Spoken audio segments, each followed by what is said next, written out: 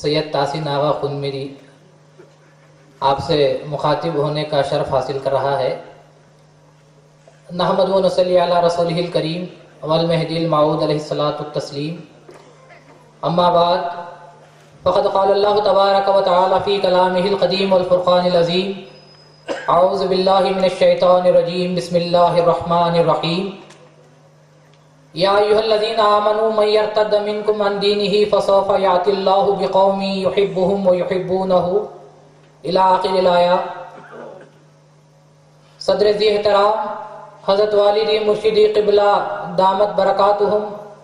مشائخین اعظام، علماء اکرام، معزز سامعین، عزت مآب خواتین، خدا تعالیٰ کا ارشاد ہے، اے ایمان والو، تم میں سے اگر کوئی اپنے دین سے مرتد ہونا چاہتا ہے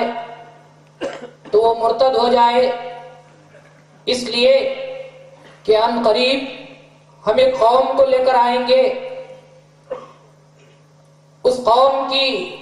سب سے بڑی علامت یہ ہوگی کہ وہ قوم، اس قوم سے میں محبت کروں گا، اللہ محبت کرے گا، اور وہ قوم اللہ سے محبت کرے گی۔ اس آیت شریفہ میں خدا تعالیٰ نے قوم مہدویہ کی دو بڑی خصوصیات کو بیان فرمایا۔ سب سے پہلی خصوصیت قوم مہدویہ کی یہ ہے کہ وہ قوم پلٹنا نہیں جانتی، کیونکہ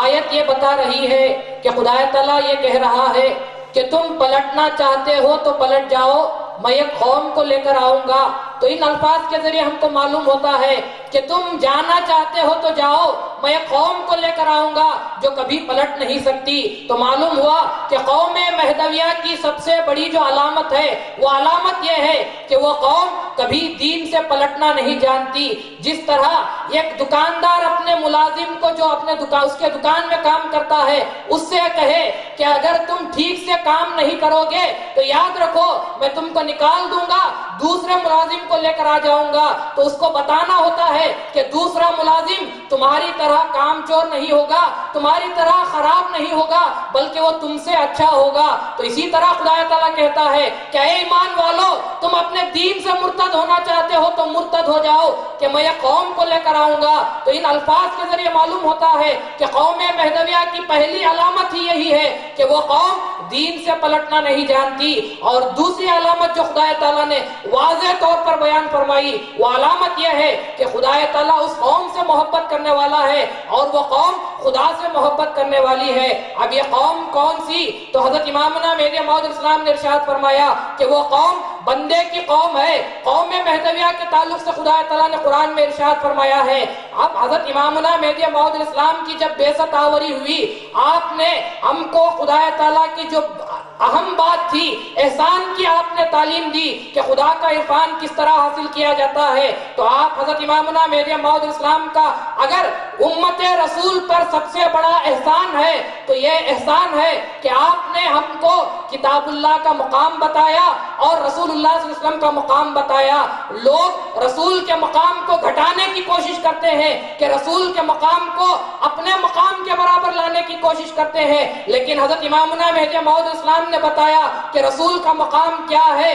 حضرت رسول اللہ صلی اللہ علیہ وسلم کا مرتبہ کیا ہے۔ جو لوگ یہ کہتے ہیں کہ رسول ہماری طرح کے نعوذ باللہ بشر ہے، ان کو ایک دوسری تمام خصوصیات تو ایک طرف، صرف ایک بات کی ان کو اگر معلوم ہو جائے تو وہ کبھی اگر ان کے دل میں ایمان ہے تو کبھی رسول کو اپنے برابر کہنے کی کبھی گستاخی نہ کرتے۔ کہ خدا تعالیٰ عام لوگوں کے تعلق سے قرآن میں کیا کہتا ہے کہ تم نماز پڑھا کرو، ہمیشہ نماز پڑھا کرو۔ خدا تعالیٰ نے عام لوگوں کو نماز کی تاکید کی کہ تم بے نمازی ہو، نماز کو پڑھا کرو، نماز پڑھو گے تو میں تم کو یہ دوں گا۔ لیکن رسول اللہ صلی اللہ علیہ وسلم کے تعلق سے خدا تعالیٰ نے کیا فرمایا؟ یا ایھا المزمل قم اللیل الا قلیلا، اے کمبل اوڑھ کر سونے والے، رسول اللہ صلی اللہ علیہ وسلم رات بھر جاگ جاگ کر نماز پڑھا کرتے تھے، پیروں میں ورم آ جاتا تھا تو خدا تعالیٰ نے حکم نازل کیا، اے رسول آپ میری محبت میں زیادہ نماز پڑھ رہے ہیں، آپ ذرا کم نماز پڑھیے، آپ ذرا تعداد کو کم کیجئے۔ یہ فرق ہے کہ تم کو نماز پڑھنے کا حکم دیا جا رہا ہے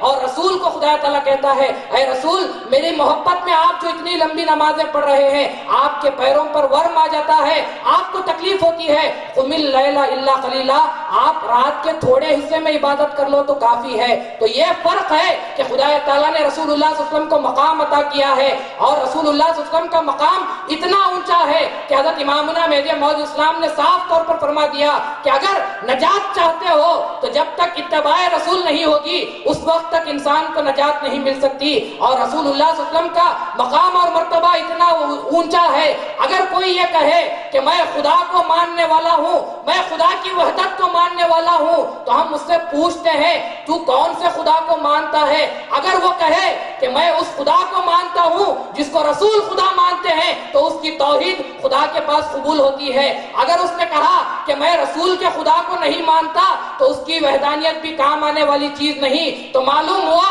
توحید کا معیار بھی ٹکا ہوا ہے تو رسول کے سر پر ہے۔ رسول جس کو خدا کہے، اگر کوئی آدمی اس کو خدا مانتا ہے تو اس کی توحید کو خدا تعالیٰ قبولیت کا درجہ دیتا ہے۔ جب اتنا اونچا مقام ہے اور اس مقام کو بتایا تو حضرت امامنا مہدی موعود اسلام نے بتایا، اور ساتھ ہی ساتھ قرآن کی بھی آپ نے ہم کو تعلیم دی کہ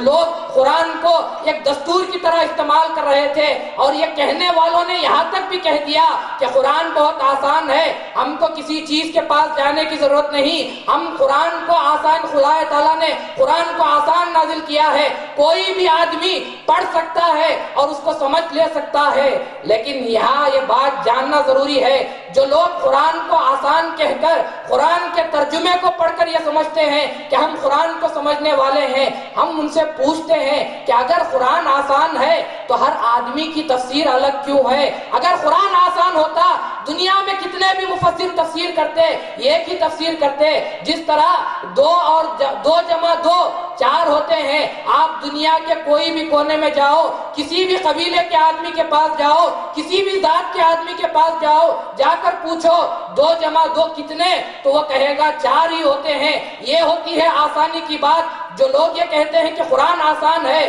ان کو جاننا چاہیے کہ قرآن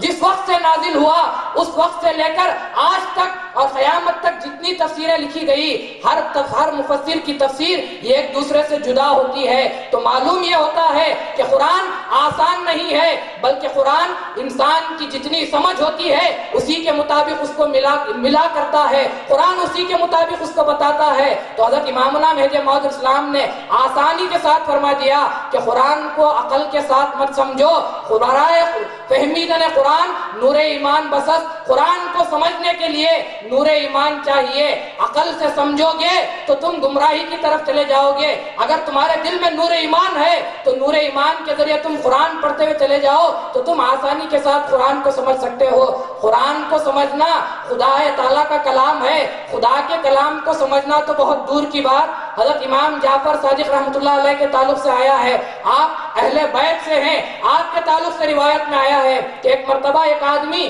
آپ کے پاس آتا ہے اور آ کر سوال کرتا ہے کہ اے امام جعفر صادق، آپ تو اہل بیت سے ہیں، میں ایک آپ سے سوال کرنا چاہتا ہوں۔ تو پوچھا کہ کیا سوال ہے؟ تو اس نے کہا کہ بھائی اور دوست میں کیا فرق ہوتا ہے؟ تو امام جعفر صادق رحمۃ اللہ علیہ نے کہا بھائی سونا ہوتا ہے، دوست ہیرا ہوتا ہے۔ اتنا جواب سننا تھا کہ خاموشی سے باہر اٹھ کر جاتا ہے اور جا کر لوگوں میں غلط پروپیگنڈا کرتا ہے کہ امام جعفر صادق اپنے آپ کو بڑے علامہ کہتے ہیں، انہوں نے تو بھائی کے مقام کو دوست کے مقام سے گرا دیا، دوست کو تو ہیرا کہتے ہیں لیکن بھائی کو سونے کے نام سے یاد کرتے ہیں، حالانکہ سونے سے قیمتی چیز ہیرا ہوا کرتا ہے۔ اسی طرح غلط پروپیگنڈا کرتا رہا، لیکن جب امام جعفر صادق رحمۃ اللہ علیہ کو بات معلوم ہوئی تو آپ نے سوال کرنے والے کو بلایا اور بلا کر کہا کہ تم میرے خلاف جو غیبت کرتے پھر رہے ہو اس سے تم کو کیا ملنے والا ہے؟ اس سے اچھا ہوتا کہ تم مجھ سے پوچھ لیتے کہ سونے میں اور چاندی ہیرے میں آپ نے بھائی کو سونا کیوں کہا؟ دوست کو ہیرا کیوں کہا؟ تو امام جعفر صادق نے اس کی تفسیر بیان کی، آپ نے تشریح کی کہ بھائی کو سونا میں نے اس لیے کہا ہے کہ بھائی کا دل ٹوٹ جائے تو پھر جس طرح سونے کو گلا کر اچھی شکل دی جا سکتی ہے، اسی طرح بھائی کا دل ٹوٹ جائے تو پھر بھائی بھائی مل سکتے ہیں، لیکن ایک مرتبہ ہیرا ٹوٹ جائے تو پھر جڑ نہیں سکتا، اس لیے میں نے دوست کو ہیرے کے نام سے یاد کیا۔ جب امام جعفر صادق کی بات کو لوگ سمجھ نہ سکے تو خدا تعالیٰ کے کلام کو کہاں سے سمجھ سکتے ہیں؟ تو اسی لیے خدا تعالیٰ نے حضرت امامنا مہدی موعود اسلام کو مبعوث کیا کہ اے مہدی تم جاؤ، یہ لوگ میری آیت پڑھتے ہیں لیکن معنی اپنے بیان کرتے ہیں، ان کو جو سمجھ میں آتا ہے اس کو بیان کرتے ہوئے چلے جا رہے ہیں، تم ایسا کرو کہ تم میری مراد کو بیان کرو۔ اور حضرت امامنا مہدی موعود اسلام نے اپنی مراد کو جو بیان کیا ہے وہ آپ نے اپنی طرف سے بیان نہیں کیا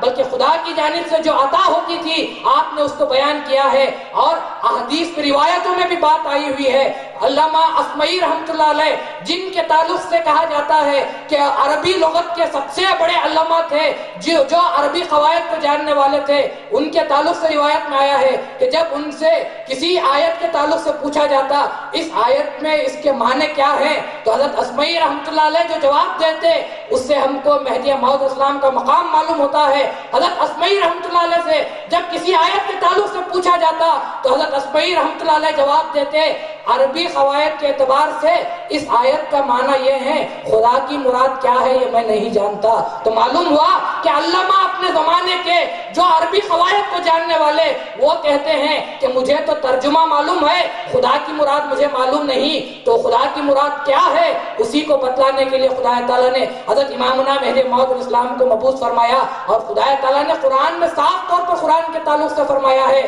لا یعلم تاویلہ الا اللہ، اور قرآن کی تعویل کو سوائے اللہ کے کوئی نہیں جانتا۔ اب ہم پوچھتے ہیں اے خدا تعالیٰ تو نے قرآن ہماری ہدایت کے لیے نازل کیا ہے اور اس کی تعویل تیرے سوا کوئی نہیں جانتا، تو پھر نازل کرنے کا مقصد کیا تھا؟ تو خدا تعالیٰ کہتا ہے کہ میں ایک ہستی کو بھیجوں گا، جو میں بیان کروں گا وہ ہستی وہی بیان کرے گی۔ تو خدا تعالیٰ نے حضرت امامنا مہدی موعود اسلام کو مبعوث کیا تو آپ نے بیان قرآن فرمایا کہ خدا کی جانب سے خدا کی جو مراد معلوم ہوتی تھی، کلام اللہ کی جو مراد معلوم ہوتی تھی، آپ اسی کو بیان کرتے تھے۔ تو حضرت امامنا مہدی موعود اسلام کا مقصد، بعثت کا مقصد یہ تھا کہ رسول کے مقام کو بتایا جائے، قرآن کی حقیقت کو لوگوں کے سامنے پیش کیا جائے۔ اور لوگ حضرت امامنا مہدی موعود اسلام کی بعثت کے تعلق سے سوالات کرتے ہیں کہ قرآن میں مہدی کا نام کہاں ہے، قرآن میں مہدی کا ذکر کہاں ہے؟ ہم سے سوال مت کرو، سوال کرنا ہے تو صحابہ کرام سے جا کر پوچھو۔ حضرت جبیر رضی اللہ تعالیٰ عنہ کہتے ہیں کہ خدا تعالیٰ نے جو قرآن میں فرمایا ہے کہ والذی ارسل رسولہ بالہدی ودین الحق لیظہرہ علی الدین کلہ، کہ خدا تعالیٰ نے رسول کو بھیجا تو دین حق دے کر بھیجا تاکہ لیظہرہ علی الدین کلہ، تاکہ وہ تمام ادیان پر غالب آ جائے۔ تو حضرت جبیر رضی اللہ تعالیٰ عنہ رسول اللہ صلی اللہ علیہ وسلم کے صحابی ہیں، وہ ارشاد فرماتے ہیں کہ یہاں لیظہرہ علی الدین کلہ سے مراد امام مہدی کی ذات ہے کہ جب وہ آئیں گے تو وہ تمام ادیان پر غالب آ جائیں گے۔ جو صحابی نے کہا تو اس سے خود معلوم ہوتا ہے کہ رسول اللہ صلی اللہ علیہ وسلم ہمیشہ مہدی کا ذکر کرتے تھے، تو اسی لیے صحابہ نے بھی کہا کہ اس آیت میں وہ سے مراد امام مہدی کی ذات ہوا کرتی ہے۔ تو بتانے کا مقصد یہ ہے کہ قرآن میں خدا تعالیٰ نے 20 جگہ پر امامنا مہدی موعود اسلام کے اشارات دیے ہیں۔ رسول اللہ صلی اللہ علیہ وسلم نے اپنی احادیث میں 360 سے زیادہ احادیث میں حضرت امامنا مہدی موعود اسلام کی بشارت دی ہے کہ مہدی میری آل سے آئے گا، وہ دین کو زندہ کرے گا، میری سنتوں کو زندہ کرے گا، بدعتوں کو مٹائے گا۔ جب حضرت امامنا مہدی موعود اسلام دنیا میں تشریف لائے تو آپ نے یہی کام کیا کہ آپ نے بدعتوں کو مٹا کر سنتوں کو آپ نے زندہ کیا ہے۔ اور لوگ یہ بھی اعتراض کرتے ہیں کہ خدا نے رسول اللہ صلی اللہ علیہ وسلم نے ارشاد فرمایا ہے کہ جب مہدی آئے گا وہ تمام ادیان پر غالب ہو جائے گا، تمام دنیا کا بادشاہ ہوگا۔ تو یہ علماء اپنی جانب سے ایک شوشہ لگاتے ہیں اور یہ کہتے ہیں کہ مہدی کے زمانے میں تمام کے تمام لوگ مسلمان ہو جائیں گے، اور ہم سے سوال کرتے ہیں کہ آپ کے مہدی کے زمانے میں تو تمام دنیا مسلمان نہیں ہوئی، پھر آپ کس طرح سید محمد جونپوری کو مہدی موعود مانتے ہیں؟ تو یہ اعتراض اتنا بودا اعتراض ہے کہ کسی مقام پر، دین کے مقام پر یہ ٹکنے کے لائق نہیں، نہ قرآن کی روح سے ٹک سکتا ہے، نہ حدیث رسول کی روح سے ٹک سکتا ہے، کیونکہ رسول اللہ صلی اللہ علیہ وسلم نے تو صاف طور پر فرما دیا کہ قیامت تک حق و باطل کی لڑائی چلتی رہے گی، اور رسول اللہ صلی اللہ علیہ وسلم نے تو صاف طور پر فرمایا کہ قیامت آئے گی تو کافروں پر، گنہگاروں پر آئے گی۔ تو اس سے معلوم ہوتا ہے کہ ایمان سے زیادہ لمبی عمر کفر کی ہوا کرتی ہے، کہ قیامت سے پہلے خدا تعالیٰ مومن کو ختم کر دے گا، اور قیامت آئے گی تو کافروں پر آئے گی۔ جب کفر کی عمر اتنی لمبی ہے تو یہ اعتراض کرنا کہ مہدی کے زمانے میں تمام لوگ مسلمان ہو جائیں گے، یہ خلاف